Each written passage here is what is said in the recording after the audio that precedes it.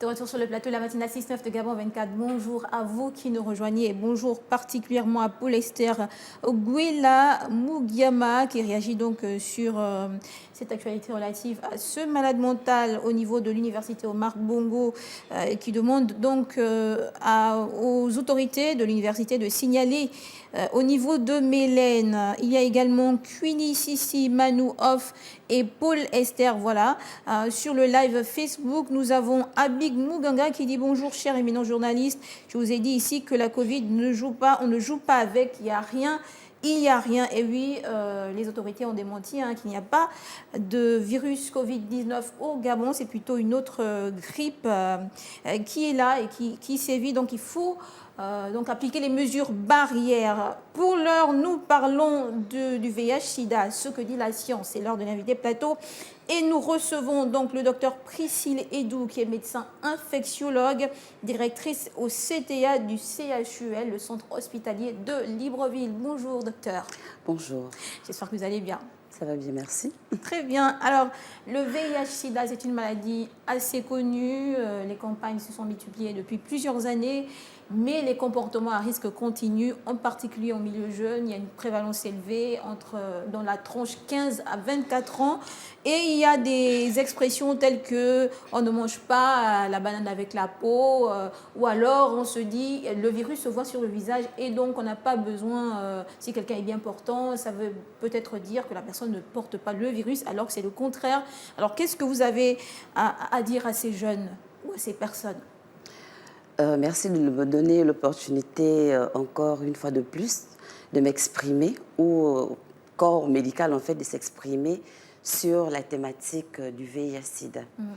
Donc il faut dire que le VIH c'est une maladie qui est due à un virus et nous connaissons tous les modes de contamination de cette maladie. Rappelez-nous ces modes de contamination. Donc les modes de contamination de l'infection par le virus du sida, c'est donc la voie sexuelle, c'est la voie prépondérante. D'accord. Vous avez également la voie sanguine, donc tous les objets souillés par le sang ou les liquides biologiques qui sont infectés par le VIH-Sida. Et également, vous avez la transmission de la mère à l'enfant pendant la grossesse, pendant l'accouchement et pendant l'allaitement.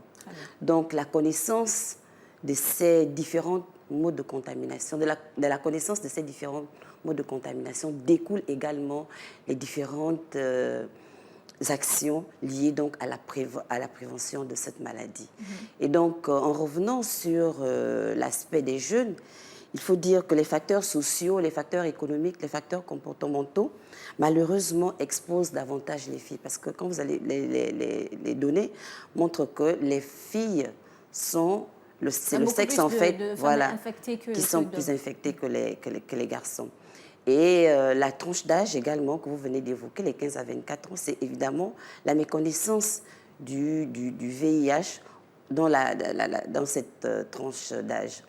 Et donc, il faut rappeler ici que la lutte contre le VIH, c'est donc une lutte multisectorielle. Ce n'est pas une lutte qui concerne que le ministère de la Santé. Il y a d'autres secteurs qui sont impliqués là-dedans, notamment, vous avez le ministère de l'Éducation nationale. Et d'ailleurs, qui fait un très bon travail parce que l'éducation sexuelle, en fait, est intégrée dans les formations qui sont données aux jeunes au niveau du primaire et au niveau du secondaire. Mais cela ne suffit pas. Il faut continuer comme aujourd'hui, en profitant donc de la journée mondiale de lutte contre le sida, rappeler que le sida, il est là, il est présent, que c'est un problème de santé publique. Par les campagnes de sensibilisation, nous rappelons que c'est une maladie évitable et que pour éviter celle-ci, il faut adopter des comportements responsables. Alors, avant d'entamer, enfin, de développer la question des comportements responsables, vous parlez de la méconnaissance du virus du sida dans cette tranche d'âge. Mais alors que les campagnes se font chaque année, vous dites que le ministère de la Santé, disons de l'Éducation, fait un travail déjà remarquable, mais pourtant ça persiste auprès des jeunes. Ils ne comprennent toujours pas, ou alors on ne sait pas, ça a du mal à rentrer dans la tête, Qu'est-ce qu'il y a donc lieu de faire? Faut-il multiplier les campagnes de sensibilisation? Faut-il accentuer au niveau des cours, peut-être ce qui se fait déjà, je ne sais pas, dans la fréquence? Qu'est-ce qu'il faut faire exactement? C'est effectivement ça. Il faut augmenter les campagnes de sensibilisation. Ce n'est que par la sensibilisation que nous allons pouvoir... bon, c'est l'un des maillons de la chaîne de lutte contre cette infection, mais elle commence par la sensibilisation. Il faut donner la bonne information, parce qu'il y a beaucoup d'idées reçues sur cette maladie. Et donc, les sensibilisations permettent...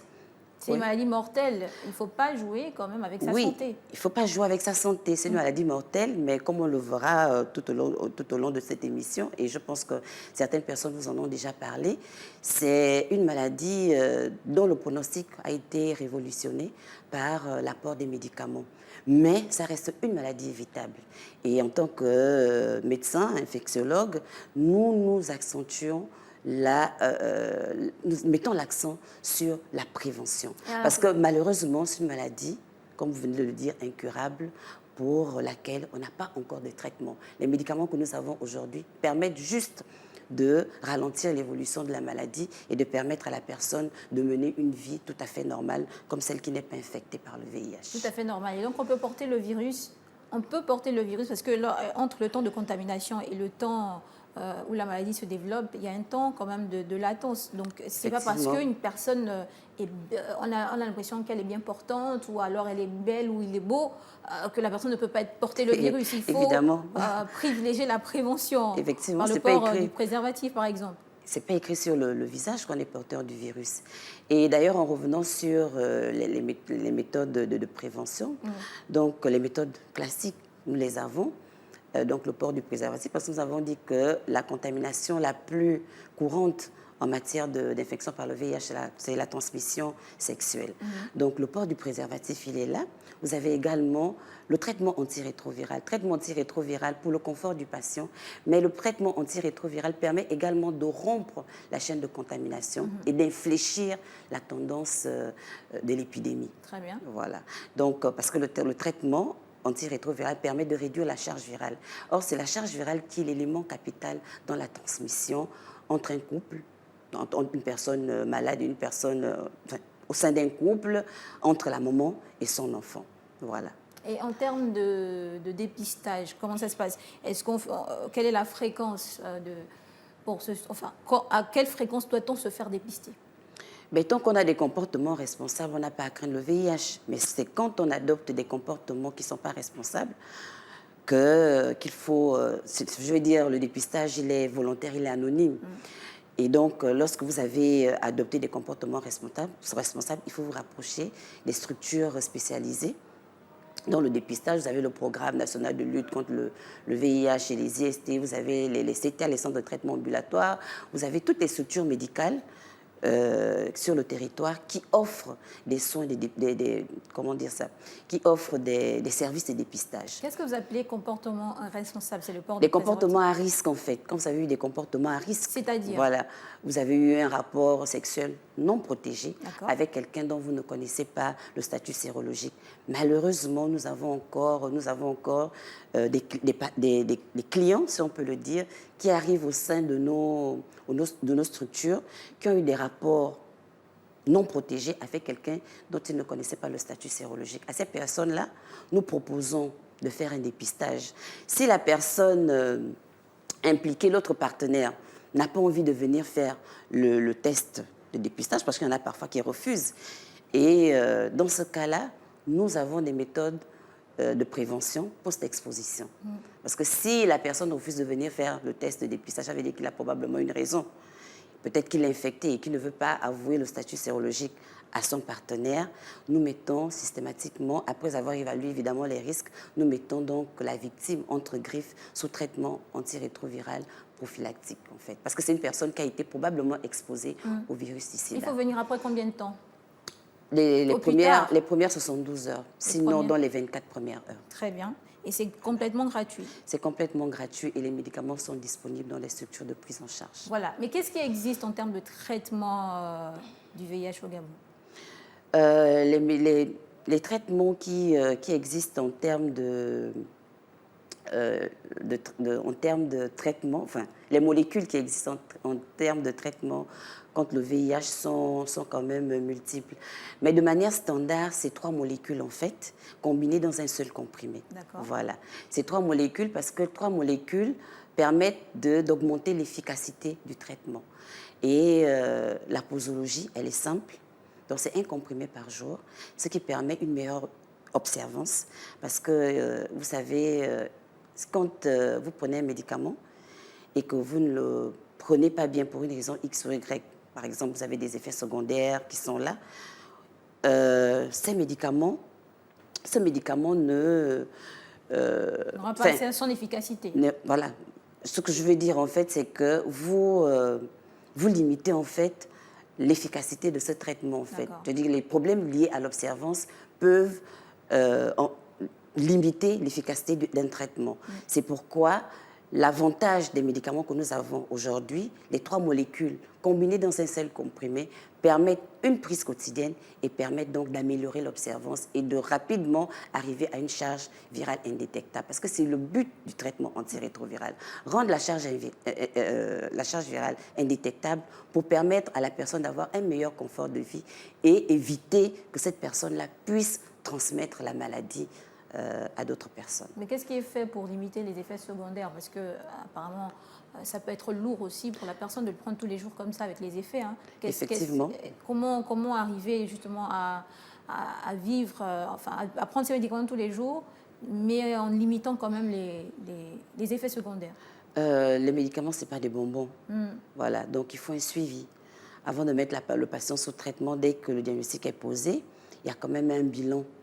Un petit bilan qu'on demande, mais ce bilan ne doit pas retarder la mise sous traitement. Donc, après le petit bilan de prix thérapeutique, donc le malade va prendre son médicament, il ne va pas être laissé dans la nature comme ça. On va le mettre en contact avec les agents sociaux ou bien le psychologue pour pouvoir suivre en fait l'observance de ce traitement-là. Et dans le suivi, il n'aura pas affaire qu'au psychologue, il va revenir voir le médecin. Et généralement, c'est à travers un bilan paraclinique qu'on peut essayer d'évaluer les effets négatifs. Il n'y en a pas beaucoup, mais qui peuvent survenir malheureusement chez cette personne qui prend ce nouveau traitement-là. Et en dehors donc des éléments biologiques, mais le patient peut venir vers vous dans la première semaine, au cours de la première ou la deuxième semaine, vous dire: docteur, je ne me sens pas très bien, j'ai des vomissements, j'ai mal au ventre, j'ai mal à la tête. Et avec le patient, nous allons adopter, nous avons des protocoles en fait pour que la personne se sente bien en lui donnant un traitement symptomatique ou vraiment, si les effets secondaires sont majeurs, on peut changer de protocole thérapeutique. Alors, vous parlez de suivi médical, ça me tend la perche de poser la question en relative à la prise en charge, parce qu'hier, nous avons reçu les personnes du réseau des associations des personnes vivant avec le VIH, et ils relevaient le fait que c'est un peu difficile, c'est un peu coûteux au niveau des examens, c'est pas pris en charge par la CNAM-JS. Je vous pose quand même la question. Est-ce que c'est prévu de revoir cela pour alléger, parce que beaucoup sont démunis aussi. Comment suivre correctement son traitement si on n'a pas aussi les moyens de forcément tout le temps payer les examens pour pouvoir bénéficier du traitement en question?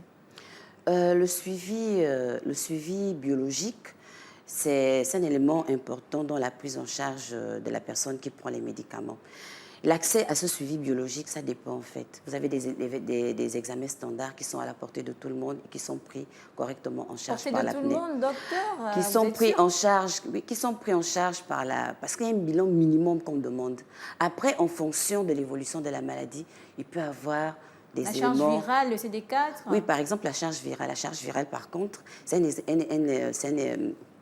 examen coûteux, il faut le dire, et qui est, c'est vrai, pris en charge par la CNAM-JS, mais les remboursements se font parfois attendre, ce qui met les structures un peu dans des difficultés financières. Mais bon, au niveau du centre de traitement ambulatoire, nous n'avons pas cet appareil de charge virale, mais pour les examens qui se font au sein des centres de traitement ambulatoire, notamment celui du CHUL, lorsque la personne n'a pas la possibilité de faire le bilan, il y a la gratuité qui est donnée à ces personnes-là, oui. Donc, le fait de ne pas avoir de l'argent ne doit pas être un frein pour les personnes vivant avec le VIH qui prennent un traitement. Très bien. En termes d'avancée, est-ce qu'il y a des choses à dire? Le vaccin sera-t-il disponible d'ici quelques années?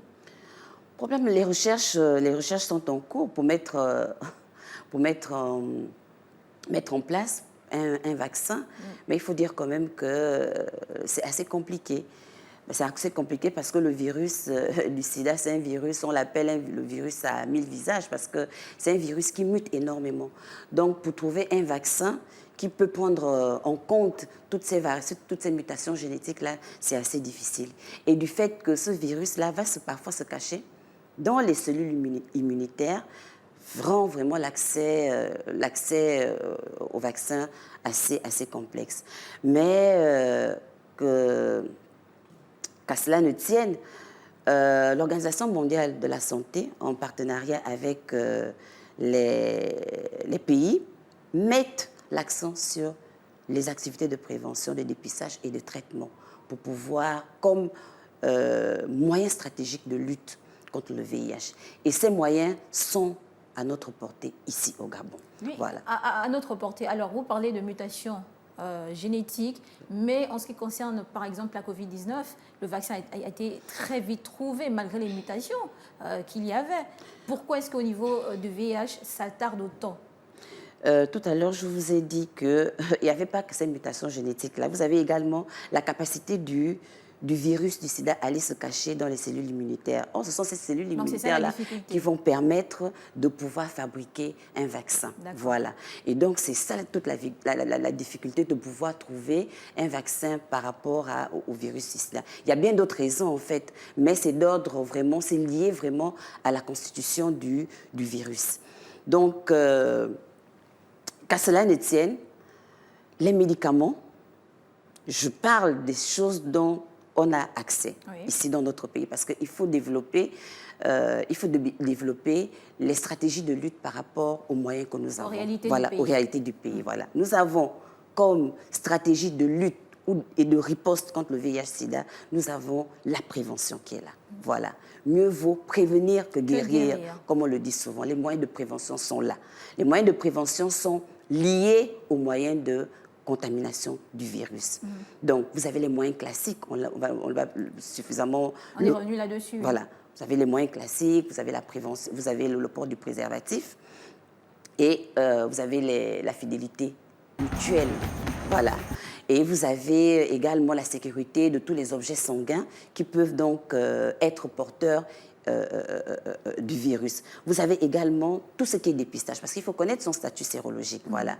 Connaître son statut sérologique et connaître son diagnostic et se faire traiter précocement améliore la qualité de vie des personnes vivant avec le VIH. Et avoir accès au traitement antirétroviral qui est disponible dans les structures de prise en charge, c'est un bon moyen de lutte également contre le VIH-Sida parce que ça va permettre d'infléchir la croissance de cette maladie-là. Alors, qu'en est-il du lenacapavir, ce traitement injectable qui a été administré dès le lundi 1er décembre en Afrique du Sud, à l'Eswatini et en Zambie? Les premières doses ont été déjà administrées là-bas. Est-ce que c'est une sorte de révolution, ce lenacapavir? Effectivement, le lenacapavir, c'est un inhibiteur de la capside, en fait. La capside, c'est un peu une enveloppe qui contient le matériel génétique, en fait, ou bien toutes les informations liées à la réplication du virus. Vous comprenez que si vous agissez au niveau de la capside, vous bloquez la multiplication du virus. Donc, c'est une avancée scientifique, mais c'est un médicament qui est indiqué dans la prophylaxie pré-exposition, en fait. C'est-à-dire que vous donnez ça dans le cadre d'une personne qui a un fort risque d'exposition au VIH. Parmi ces personnes-là, vous avez par exemple les homosexuels, les transgenres. Vous avez des hommes et des femmes hétérosexuels, par exemple, qui vivent dans un contexte de forte prévalence. Vous avez des personnes qui ont un partenaire multiple. Vous avez par exemple des femmes enceintes ou des femmes qui vivent dans des foyers qui subissent des violences et qui ne peuvent pas donc négocier le port du préservatif avec leur partenaire. Donc vous avez cette alternative qui est là, qui se présente sous forme orale. Parce qu'il faut d'abord commencer par la forme orale. Il y a la forme orale avant l'injection. Voilà, et la forme injectable également qui se donne 2 fois par an. Donc, c'est quelque chose de discret, quelque chose qui, malheureusement, à cause du coût, c'est 28 000 $, donc près de 14 millions par an et par personne. Ça ne donne rien qu'on donne le coût. Hein. Exactement, mais c'est vrai qu'après, d'après les dires de l'Organisation mondiale de la santé, d'ici 2027, c'est probablement une molécule qui va tomber dans le domaine public et qui va revenir à 40 $, donc à peu près à 40 $, donc à peu près à 20 000 francs. Voilà. Mais pour le moment, en dehors de cette alternative-là qui est encore au niveau du high-tech, voilà, nous avons des molécules en fait que nous utilisons pour comme moyen de prévention, en fait, avant l'exposition au VIH et après une exposition au VIH. Ces molécules sont également disponibles. Je peux citer le tenofovir, par exemple. Voilà, c'est une molécule qui a fait ses preuves et qui, comme le traitement antirétroviral chez quelqu'un qui a le VIH, nécessite une prise quotidienne. Alors que la molécule dont on a parlé, là, le lenacapavir, c'est une injection 2 fois par an. Donc, l'avantage de cette forme galénique, c'est que vous n'avez qu'une injection à prendre 2 fois par an. Vous n'avez pas la contrainte quotidienne de prendre un comprimé par jour. Très bien. Voilà, on parlait un moment de l'efficacité des plantes telles que l'artémisia pour lutter contre le VIH-Sida, ou du moins ses propriétés antivirales.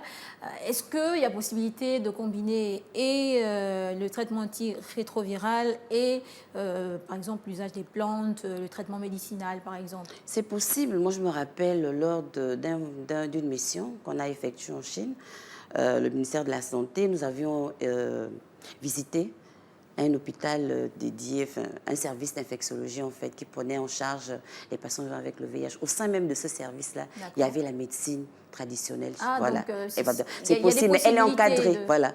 Il faut seulement l'encadrer en fait. Voilà. Il faut encadrer les différentes plantes pour qu'il n'y ait pas les effets contraires en fait, c'est-à-dire des toxicités hépatiques ou rénales donc liées à la plante, à la prise de ces plantes médicinales ou bien à l'association des 2 traitements. Il faut demander l'avis à son médecin, par exemple? Oui, il faut demander l'avis à son médecin et c'est des choses qui se discutent au cas par cas, quoi. Voilà. Mais la médecine traditionnelle a probablement à sa place dans la prise en charge des personnes vivant avec le VIH tant qu'elle est encadré. Je le précise bien. Il faut que ça soit encadré parce que après, ce qui se passe parfois chez nous, c'est que les médicaments, on ne connaît pas bien les dosages des médicaments. Et du coup, on a des patients qui nous reviennent avec des insuffisances rénales qu'on ne peut plus rattraper et le malade se retrouve en dialyse parce que pendant une certaine période de temps, il a caché à son médecin qu'il prenait un traitement traditionnel. Il y a Ruben Luthor, alors le grand retentir, accordez-nous quelques secondes. Il dit il y a le remède du VIH-Sida existe. Les grandes multinationales pharmaceutiques ne veulent pas mettre cela à la disposition des pays africains afin de maintenir leur domination. Est-ce que vous avez à répondre? Je ne sais pas trop quoi dire dessus. Je suis cartésienne, donc je suis scientifique, donc... Vous n'avez pas cette information? Non, je n'ai pas cette information. L'information que j'ai, c'est ce que je vous ai donné, c'est ce que les firmes pharmaceutiques, parce que c'est les mêmes firmes pharmaceutiques également, qui nous mettent à notre disposition les antirétroviraux. Voilà. Très bien. Merci donc. Docteur Priscille Edou, médecin infectiologue, directrice du CTA, du CHUL, le Centre hospitalier de Libreville, d'avoir répondu à nos questions. Je vous remercie de nous avoir donné l'opportunité de parler du VIH-Sida parce que c'est un problème majeur de santé publique et il faut que tous les efforts, je veux dire, que tous les secteurs en fait, tous les ministères en fait soient impliqués dans cette lutte contre le VIH-Sida et ne pas laisser seulement au ministère de la Santé la responsabilité voilà, de cette pandémie. Voilà qui est dit. Voilà, nous on part pour une transition. On retrouve juste derrière Christella Monjo pour l'invité de la matinale.